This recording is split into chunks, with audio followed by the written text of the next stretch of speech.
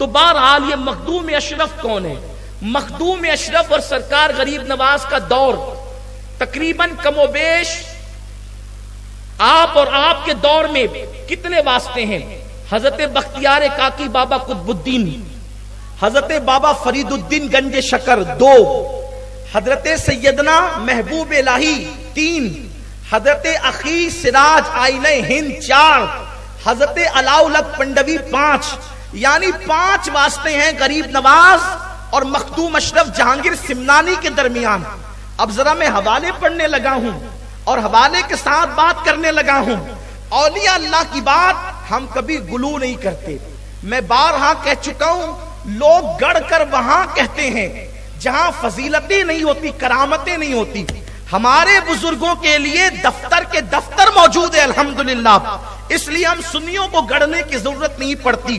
شیخ عبدالحق محدث دہلوی رحمۃ اللہ علیہ لکھتے ہیں یہ 5 واسطے ہیں سرکار غریب نواز اور حضرت مخدوم اشرف جہانگیر سمنانی میں۔ یہ سیدنا مخدوم اشرف جہانگیر سمنانی وہ ہے، شیخ عبدالحق محدث دہلوی فرماتے ہیں کہ سرکار غریب نواز فرماتے ہیں میرے سلسلے کے اندر ایک ایسا ولی پیدا ہوگا جو اپنے وقت کا غوث ہوگا، اس کا نام سید اشرف ہوگا اور وہ میرے سلسلے کو آج سر نو زندگی عطا کرے گا۔ جس کی غوثیت کا اعلان، جس کی ولایت کا اعلان حضور غریب نواز نے کیا ہے وہ سیدنا مخدوم اشرف جہانگیر سمنانی کی ذات ہے۔ اب آئیے ان کی غوثیت کا اعلان کون کر رہا ہے؟ ولادت مخدوم سمنا سے پہلے کس نے اعلان کیا؟ ابھی آپ نے غریب نواز کا نام سنا، ہم سنیوں کے لیے تو غریب نواز کا نام ہی کافی ہے، اور تحقیق کے لیے محقق علی الاطلاق شیخ عبدالحق محدث دہلوی کا حوالہ کافی ہے۔ لیکن اب آ جائیے اس بارگاہ کی طرف جس کو غوث الاعظم دستگیر کی بارگاہ کہتے ہیں، جس کو غوث الاعظم دستگیر کی بارگاہ کہتے ہیں۔ غوث پاک کی بارگاہ میں ایک شخص آتے ہیں اور آنے کے بعد کہتے ہیں یا غوث الثقلین مجھے بیٹا نہیں ہے اور مجھے بیٹا چاہیے۔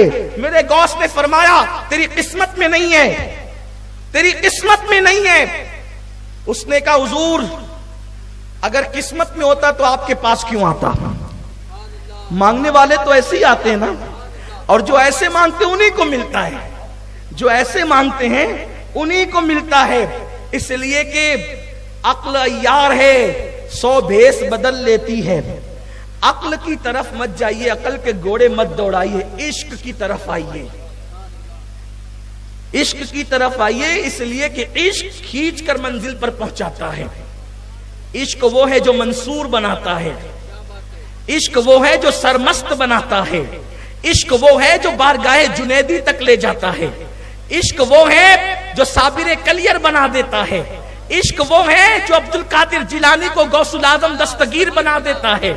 ہاں یہ عشق کی بات ہے، اہل عشق کی شان ہی جدا ہے۔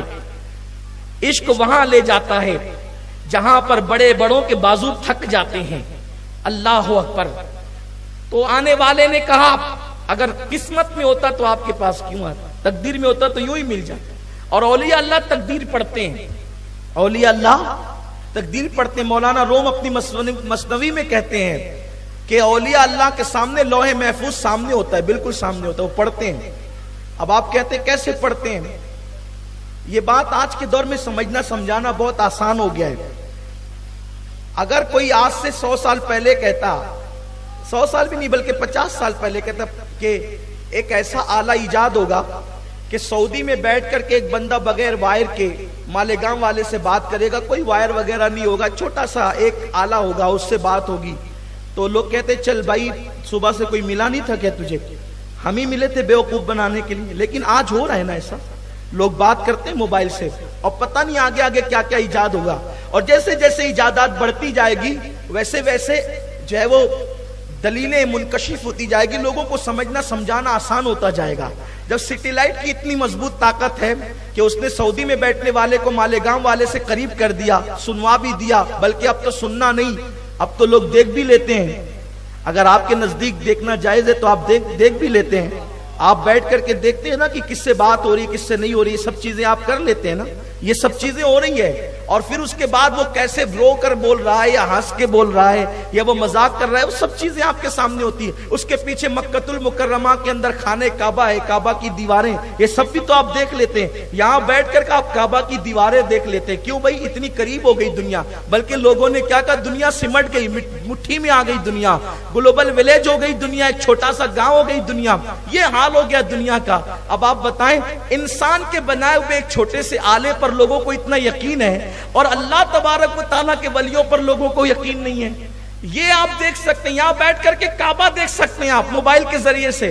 اگر کہہ دو کہ ولی لوح محفوظ دیکھتا ہے تو کہتے ہیں یار دنیا کی مثال مت دیجیے، آپ کوئی دلیل دیجیے. دلیل دو تو کہتے ہیں کہ یہ ایسی اور یہ ویسی ہے. لیکن لوگوں کو بتائے کیسے کہ میرے بھائیوں مانو مانو مانو، ماننے میں بھلائی ہے، کیونکہ ماننے والا ابو بکر صدیق بنتا ہے اور انکار کرنے والا ابو جہل بنتا ہے. اس لیے مانو، حق کو مانو، قبول کرو حق کو، حقانیت کو قبول کرو. حق قبول کرنے والا عمر ابن خطاب بنتا ہے، حق کا انکار کرنے والا ابو لہب بنتا ہے. حق کو مانو، حق کو ماننے والا سلمان اور بلال بنتے ہیں، حق کا انکار کرنے والے عتبہ اور شیبہ بنتے ہیں. حقانیت کو ماننا پڑے گا. حقانیت کو مانو، قبر میں نجات ہوگی، حشر میں نجات ہوگی، رسول اللہ کی شفاعت ہوگی، اولیاء کا فیضان ہوگا. اس لیے حق کو مانو. آنے والا کہتا ہے غوث الاعظم دستگیر سے، سرکار قسمت میں ہوتا تو آپ کے پاس کیوں آتا؟ غوث پاک نے کہا اچھا ٹھیک ہے، میری پشت میں ایک بچہ ہے، میں چاہتا ہوں کہ وہ تجھے دے دوں، دعا کرتا ہوں اللہ وہ تجھے دے دے. بیٹا میرا ہوگا اور تیرے صلب سے پیدا ہوگا. ٹھیک ہے میں نے تجھے دیا، لے جا. دعا کر دی اللہ جو میرے حصے کا اس کو دے دے. پھر وہ بچہ پیدا ہوا، اسی کو دنیا شیخ محی الدین ابن عربی کہتی ہے. یہ شیخ محی الدین ابن عربی کون ہے؟ جن کو سید المکاشفین کہا جاتا ہے. کیا مطلب سید المکاشفین کا؟ یہ سید المکاشفین کا مطلب یہ ہے کہ جن لوگوں کو کشف ہوتا تھا، کشف تو اہل کشف کے سردار کا نام ہے شیخ محی الدین ابن عربی. ان کی کتابیں پڑھی جاتی ہیں نا تو عقل حیران ہو جاتی ہے. ایسی ایسی باتیں انہوں نے لکھی ہے کتابوں کے اندر، اور وہ غیب کی خبریں لکھی ہے، انہی کا حصہ ہے. جو پڑھنا چاہتا ہے وہ اس کی طرف رجوع کر سکتا ہے. تو میرے پیارے آقا علیہ السلام کے پیارے دیوان، وہ سید المکاشفین شیخ محی الدین ابن عربی یعنی غوث الاعظم دستگیر کی مانوی اولاد، وہ فرماتے ہیں، اب سنیے، وہ فرماتے ہیں کہ میں حج کے لیے گیا اور میں کعبے کا طواف کر رہا تھا. کون؟ شیخ محی الدین ابن عربی. یہ غوث الاعظم کے دور کے ہیں. غوث پاک کی بارگاہ میں ان کے والد آئے تھے بیٹا مانگنے کے لیے، غوث پاک کی دعا سے پیدا ہوئے. غوث پاک نے ان کو مانوی اولاد کہا. خود اتنے بڑے مرتبے پر فائز ہیں کہ صوفیہ کے سردار کہے جاتے ہیں اپنے دور کے اندر. وہ فرماتے ہیں میں حج کے لیے گیا، اور جب حج کے لیے گیا کعبے کا طواف کر رہا تھا، بھیڑ بہت تھی. اسی بھیڑ کے اندر میں نے دیکھا ایک بندہ کعبے کا طواف کرتے ہوئے آیا، اور لوگ ہٹتے جاتے تھے اور وہ آگے بڑھتا جاتا تھا. لوگ ہٹتے جاتے تھے، وہ آگے بڑھتا جاتا تھا اور آسانی سے طواف کرتا جاتا تھا. میں نے سوچا اس کے اندر جسم ہے کہ نہیں کہ یہ روح ہی طواف کر رہی ہے. جب طواف مکمل ہوا تو میں نے اس کو سلام کیا. اس نے کہا وعلیکم السلام یا محی الدین ابن عربی. اس وقت میں نے پوچھا حضرت آپ جانتے ہیں اس دور کا غوث کون ہے؟ کیونکہ ہر دور میں غوث ہوتا ہے. یاد رکھنا ہر دور میں ولیوں کا سردار غوث ہوتا ہے، لیکن غوث الاعظم اب کوئی نہیں ہو سکتا، اس لیے کہ غوثیت کے منصب پر مولا علی تھے، ان کے بعد امام حسن، ان کے بعد امام حسین، یعنی غوث اعظم کی منزل پر، غوثیت کبریٰ کی منزل پر، ان کے بعد حضرت امام حسین، ان کے بعد امام زین العابدین، ان کے بعد امام محمد باقر، ان کے بعد امام محمد جعفر، ان کے بعد امام موسیٰ کاظم، ان کے بعد امام موسیٰ کاظم علی رضا، ان کے بعد امام تقی، امام نقی، امام حسن عسکری، اور ان کے بعد غوثیت کبریٰ کے مقام پر سرکار غوث الاعظم دستگیر شیخ عبد القادر جیلانی فائز ہوئے ہیں. اور اب قیامت تک امام مہدی کی آمد تک کے اس منصب پر حضور غوث الاعظم شیخ عبد القادر جیلانی رہیں گے. غوث وقت ہوتا ہے لیکن غوث اعظم یہی لوگ ہیں جن کا ذکر میں نے کیا. اب غوث اعظم کوئی نہیں ہو سکتا. امام مہدی کی آمد ہوگی, وہ غوثیت کبریٰ کے مقام پہ فائز ہوں گے. یہ صوفیہ کا نظریہ ہے. لیکن غوث کوئی ہوتا ہے زمانے کا غوث, اور جتنے زمانے کے غوث ہوتے ہیں وہ صرف سادات میں ہوتے ہیں, حضور کی اولاد میں ہوتے ہیں. بہت سارے لوگوں کا نظریہ یہی ہے کہ جو غوث ہوتا ہے وہ خاندان رسول میں صرف ہوتا ہے. بعض لوگوں نے اس کے علاوہ بھی تحقیق کی ہے, میں کسی کی تحقیق کا منکر نہیں, لیکن بات جو کہہ رہا ہوں اپنے ذوق کی وہ یہ ہے. تو اس وقت شیخ محی الدین ابن عربی نے جو کعبے کا طواف جلدی جلدی کر رہا تھا اور لوگ ہٹتے جاتے تھے, ان سے پوچھا حضرت غوث کون ہے اس زمانے کا, معلوم ہے آپ کو؟ تو اس نے کہا کہ ہاں معلوم ہے. فرمایا اس زمانے کا غوث میں ہوں. وہ جو جلدی جلدی طواف کر رہے تھے نا, شیخ محی الدین ابن عربی کے پوچھنے میں کہا اس وقت کا غوث میں ہوں, اور میرے بعد جو غوث ہوگا وہ جلال الدین ہوگا. شیخ محی الدین ابن عربی سے کہا ابھی تو میں غوث ہوں, میرے بعد جو غوث ہوگا وہ جلال الدین ہوگا, اور اس کے بعد جو غوث آئے گا وہ سید محمد اشرف جہانگیر ہوگا. ابھی پیدا بھی نہیں ہوئے غوث حضرت مخدوم اشرف جہانگیر سمنانی, یعنی غوث وقت. اسی لیے دنیا ان کو غوث العالم کے لقب سے جانتی اور پہچانتی ہے. میرے پیارے آقا صلی اللہ علیہ وسلم کے پیارے دیوانوں, وہ غوث العالم حسینی گھرانے میں پیدا ہوئے. نسب ماں کی طرف سے حسنی تھے اور والد کی طرف سے حسینی تھے, اور آپ کی ولادت سے پہلے رسول اللہ نے ان کی امی کو بشارت دی اور نام بھی کہا کہ محمد اشرف نام رکھنا. یہ بشارت دی آپ کو, اور پھر بڑی آپ کی زندگی ہے. بچپنے میں صرف 5 سال کی عمر میں آپ نے 7 روایتوں سے قرآن کو حفظ کر لیا تھا, اور قرآن مقدس صرف 7 مہینے میں حفظ کیا تھا. آپ نے قرآن مقدس 7 مہینے میں حفظ کیا تھا. اور بچپنے کا حال یہ تھا کہ بچپنے میں حضرت خضر علیہ السلام آپ کو تعلیم دینے کے لیے تشریف لاتے تھے, اور اسی بچپنے میں حضرت سیدنا اویس قرنی نے آپ کو اذکار اویسیہ کی تعلیم دی تھی. بچپنے میں یہ سب چل رہا, ابھی پیر و مرشد سے ملے نہیں ہیں, مرشد سے کوئی ملاقات نہیں ہوئی ہے. یہ مخدوم اشرف جہانگیر سمنانی ہے. اور پھر آپ جب سمنا کا تخت چھوڑ دیتے ہیں, پھر ہندوستان کی طرف نکلتے ہیں, مختلف بارگاہوں کے اندر آپ جو ہے وہ حاضریاں دیتے ہیں, ملاقاتیں کرتے ہیں. اور آپ کی شان یہ ہوتی ہے کہ جب آپ کے مرشد کے پاس آپ تشریف لاتے ہیں تو آپ کے پیر و مرشد سیدنا علاؤلق پنڈوی رحمت اللہ تعالی علیہ شہر سے باہر نکل کر آپ کا استقبال کرتے ہیں, آپ کو لینے کے لیے جاتے ہیں. اور جب آپ کو لے کر کے آتے ہیں, مرید کرتے ہیں. مرید کرنے کے بعد حضور مخدوم اشرف جہانگیر سمنانی کہتے ہیں حضرت میں چاہتا ہوں کہ خانقاہ میں ہر مرید اور خلیفہ کسی نہ کسی خدمت پر مامور ہے, مجھے بھی کوئی خدمت سونپ دے, میں کیا خدمت کروں. یہ کون کہہ رہا ہے؟ ایک مرید کہہ رہا ہے پیر کی بارگاہ میں, آپ مجھے کوئی خدمت سونپ دیں.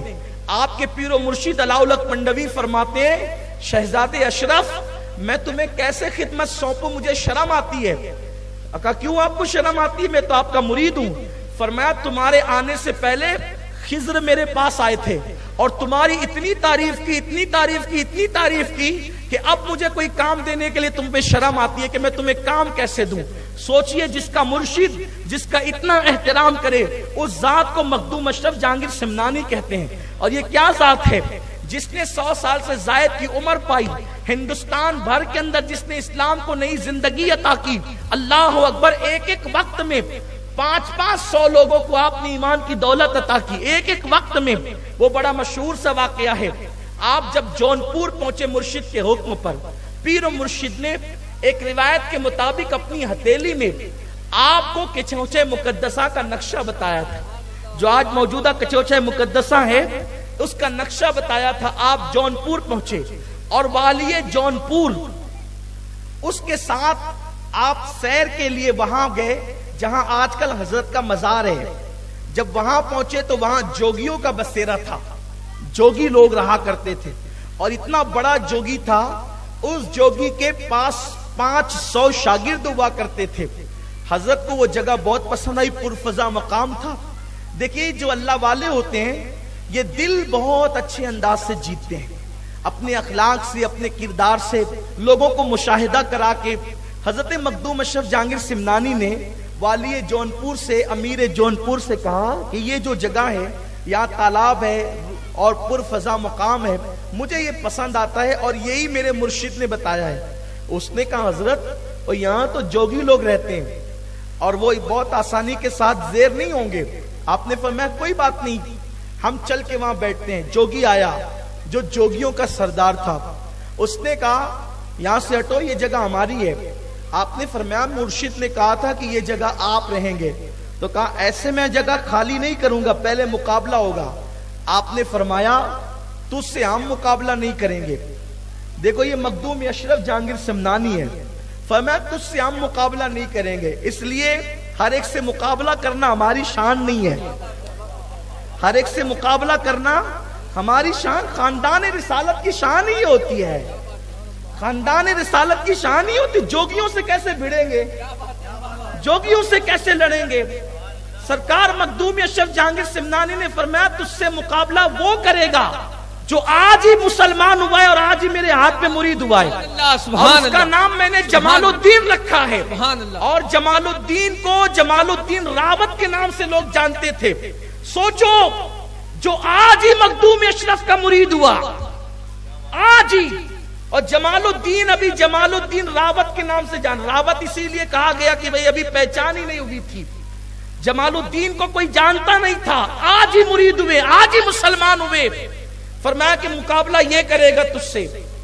اس نے کہا کہ میرے ساتھ مقابلہ آسان نہیں ہے, میں نے برسوں جو ہے وہ محنت کی ہے, چلے کشی کی ہے, میں نے محنت کی ہے جنگلوں کے اندر, میں بہت جو ہے وہ میں نے سب کچھ کیا ہے, اتنا آسان نہیں ہے. فرمایا کہ ٹھیک ہے یہ میرا مرید کرے گا. اور آپ نے فرمایا جاؤ جمال الدین راوت مقابلہ کرو. کہا حضرت میں تو آج ہی مسلمان ہوا ہوں, آج ہی مرید ہوا ہوں. قربان جائیں اشرف کی نسبتیں کیسی ہے, نسبتی اشرف کیسی ہے. فرمایا مقابلہ کرنا ادھر آپ. اس وقت حضرت پان کھا رہے تھے. حضور مخدوم پاک پان بہت نوش فرماتے تھے.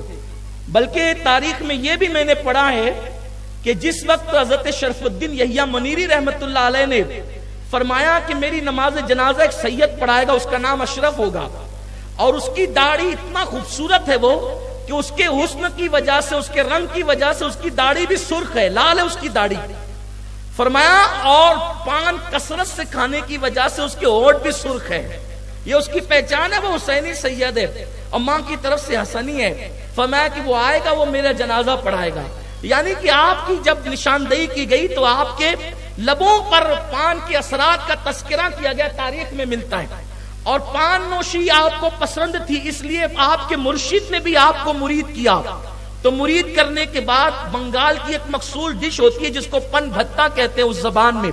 پن بھتا کھلانے کے بعد اپنے ہاتھ سے مخدوم کے منہ میں آپ نے پان ڈالا, پان کھلایا. اب یہ پان کی شان کیا ہے؟ میری جماعت کے بہت بڑے عالم علامہ فیض احمد اویسی نے لکھا پان کی شان, ایک رسالہ ہی لکھا پورا.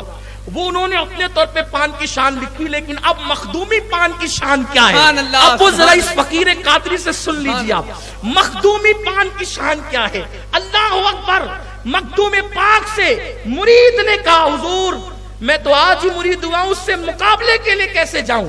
حضرت پان کھا رہے تھے, اپنے منہ کا پان اس جمال الدین راوت کے منہ میں اگل دیا. او بھائیو پان کیا ہوتا, پان کی حیثیت کیا ہوتی ہے, لیکن اپنے منہ کا پان جمال الدین راوت کے منہ میں اگل دیا. تو جیسے ہی جمال الدین راوت کے منہ میں آپ نے پان اگلا, جمال الدین کو ایک طاقت آ گئی اور آپ مقابلے کے لیے بغیر خوف و خطر کے چل دیے. اب آپ اندازہ کریں جس کے پان کے اگلدان کے اندر اللہ نے اتنی طاقت رکھی ہو, اس کی ذات کی روحانیت کی طاقت و قوت کا حال کیا ہوگا. سبحان اللہ. لوگ پان کھلا کے بگاڑ دیتے ہیں یار, واہ واہ سبحان اللہ. لوگ پان کھلا کے بگاڑ دیتے ہیں. لوگ کہتے ہیں نا اپنے بچوں سے پان کھانے والوں کے ساتھ نہیں رہنا, اور تو یہ بگاڑ دے گا تو بھی کھانے لگے گا, ہے نا, یہی تو ہوتا ہے نا. خدا کی قسم لوگ پان کھا کے بگاڑتے ہیں. اے مخدوم تیری عظمت پہ قربان, تو نے پان بھی نہیں کھلایا, پان کا بچا ہوا اگال کھلا دیا. ارے اگال کھلا کر کے کس قدر آگے بڑھا دیا روحانیت میں مخدوم پاک نے. اب ان میں طاقت آ گئی, وہ تو بے خطر چلے. سب سے پہلے جوگی نے چونٹیاں بھیجی مقابلے کے لیے, چونٹیاں بھیجی. جیسے ہی نظر ڈالی مخدوم کے مرید نے, وہ جادو والی چونٹیاں ختم ہو گئی. چونٹیاں دکھ رہی تھی. جیسے نظر ڈالی, پان کھا کر نظر میں کیا کمال پیدا ہو گیا. یار اپنے ساتھ 10-10 20-20 سال تک لوگ رہتے ہیں، بدلتے نہیں ہیں، بچوں کی تربیت کرتے بدلتے نہیں. پان کے اگال میں کیا طاقت، اسے مخدوم اشرف کہتے ہیں. کبھی جائیے گا اس آستانے پر.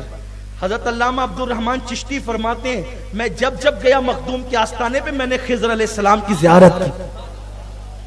یہ شان ہے میرے مخدوم کی، سرکار مخدوم اشرف جہانگیر سمنانی رضی اللہ تعالیٰ عنہ کی. تو اس نے جیسی چوٹیوں پہ نظر ڈالی جمال الدین راوت نے، وہ سب چوٹیاں بھاگ گئی، یعنی ختم ہو گئی.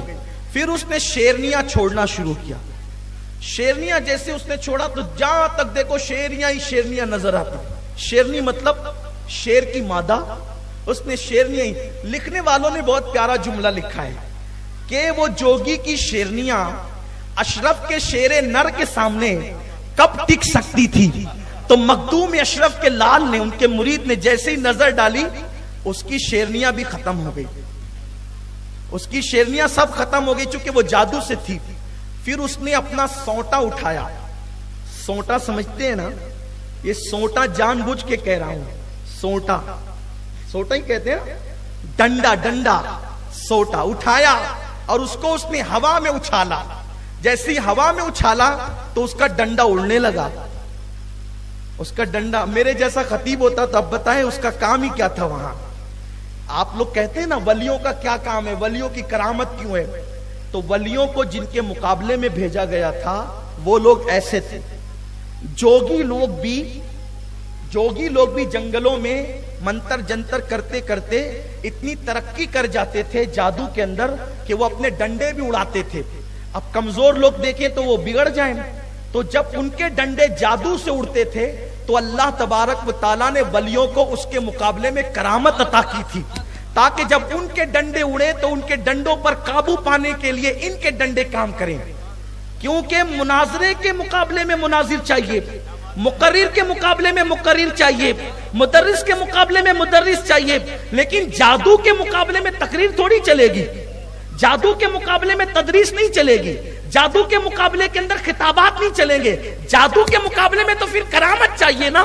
تو اب جب اس نے ڈنڈا اڑایا اپنا تو پھر حضرت جمال الدین راوت نے کہا میرے مخدوم کا عصا لاؤ.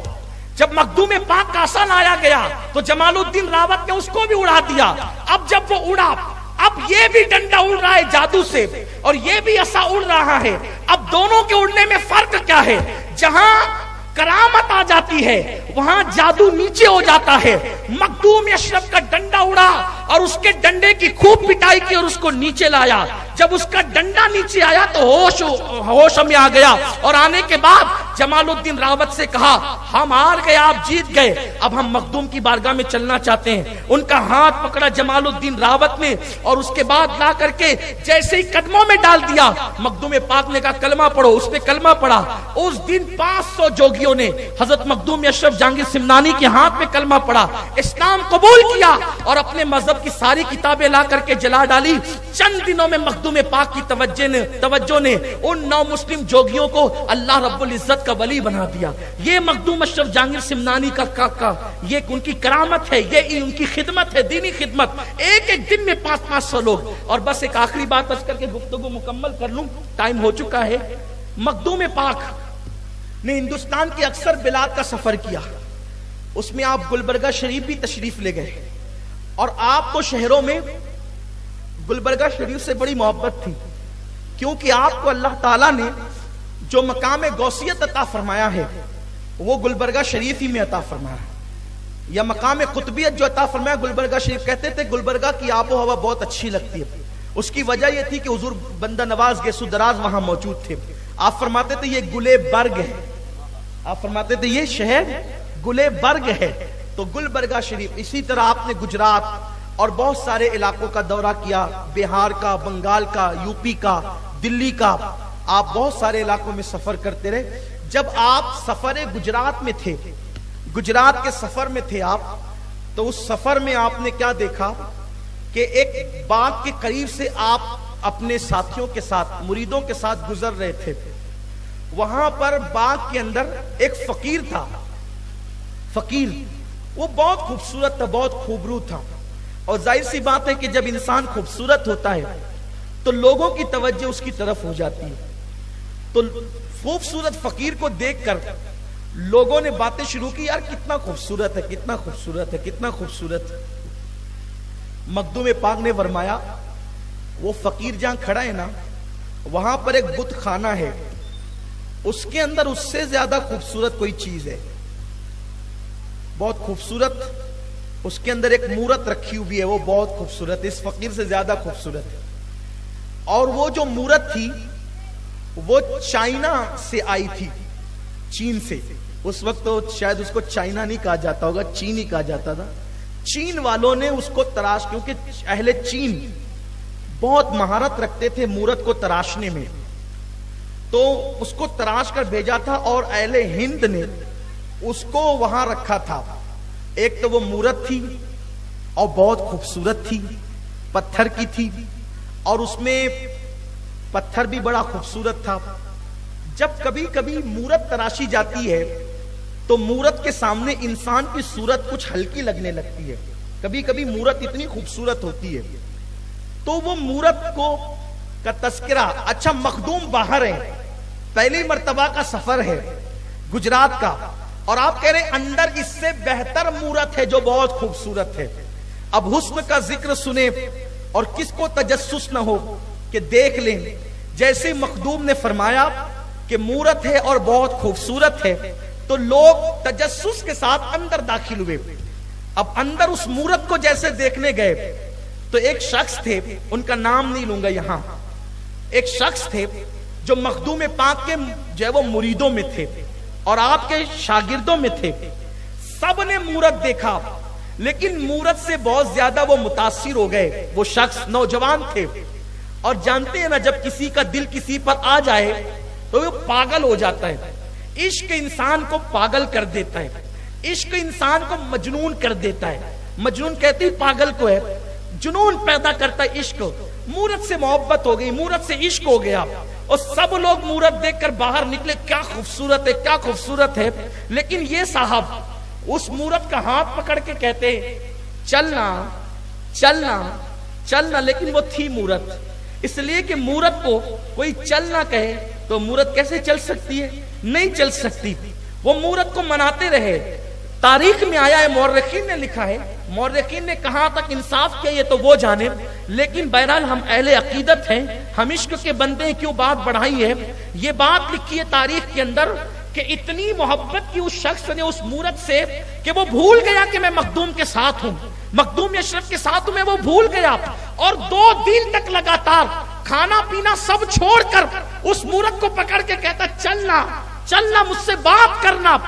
2 دن گزر گئے، مخدوم پاک نے کہا ارے وہ فلانا کہاں ہے، وہ فلانا کہاں ہے؟ لوگوں نے عرض کی حضور اس کا حال دیکھ لیں تو آپ بھی پر بھی عجیب کیفیت طاری ہو جائے۔ مخدوم پاک نے کہا ہوا کیا ہے؟ کہا اس کو مورت سے عشق ہو گیا ہے۔ لوگ بھی کیسے مورت سے بھی پیار کرتے ہیں۔ مخدوم پاک یہ کہتے ہوئے اندر تشریف لے گئے، لیکن جب اس کی گریہوزاری دیکھی کہ پتھر کو پکڑ کے مورت کو پکڑ کے کہتا ہے چلنا چلنا، مجھ سے بات کرنا، آپ رونے لگے۔ مخدوم پاک اس کو کیا ہو گیا؟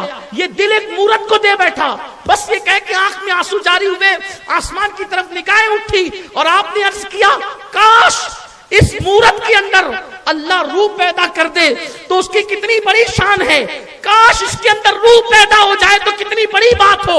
اتنا کہنا تھا کہ کاش اس میں روح پیدا ہو جائے تو کتنی بڑی بات ہو۔ لوگوں نے اپنی نگاہوں سے دیکھا، اسی وقت اس مورت کے اندر روح پیدا ہو گئی اور وہ حقیقی کی عورت بن گئی۔ مخدوم پاک نے پھر ان کے ساتھ ان کا نکاح کیا، وہ مورت اصل صورت میں آ گئی، اور مخدوم پاک نے اس کے ساتھ اس شخص کا نکاح کیا، اور نکاح کرنے کے بعد پھر ان پہ نظر ڈالی، ان کو ولایت عطا کی، اور پھر ان سے کہا کہ اب آپ گجرات میں رہیے ان کے ساتھ۔ تاریخ میں آتا ہے کہ اس عورت سے جو مورت سے عورت بنی تھی، مخدوم کی دعا سے اس کے بچے بھی پیدا ہوئے، اور اللہ نے اس کرامت کا اثر یہ باقی رکھا کہ اس عورت کے بطن سے جتنے بچے پیدا ہوتے اس کی کانی انگلی میں جو ناخن ہوتا وہ پتھر کا ہوتا۔ یہ کرامت لوگوں نے اپنی نگاہوں سے دیکھی۔ یہ ہے حضرت سیدنا مخدوم اشرف جہانگیر سمنانی رضی اللہ تعالیٰ عنہ، جس کی غوثیت کا اعلان غریب نواز کرے، جس کی गौसियत का ऐलान शेख मोहियुद्दीन इब्ने अरबी करे, जिसकी गौसियत का ऐलान अल्लाह अकबर शेख अब्दुल हक मुहद्दिस देलवी जिसकी गौसियत पर लिखे, वो हजरत मखदूम अशरफ जहांगीर सिमनानी रदी अल्लाह ताला अन्हु हैं। आपकी असफार बड़े दिलचस्प हैं और आपकी करामतें भी बड़ी दिलचस्प है। इंशाअल्लाह किसी वक्त मौका मिला तो उस पर गुफ्तगू की जाएगी। आप वलियों से वाबस्ता रहें। अल्लाह मुझे आप सबको अमल की तौफीक दे। दौरान गुफ्तगू अगर कोई गलती हो गई तो अल्लाह ताला माफ फरमा दे।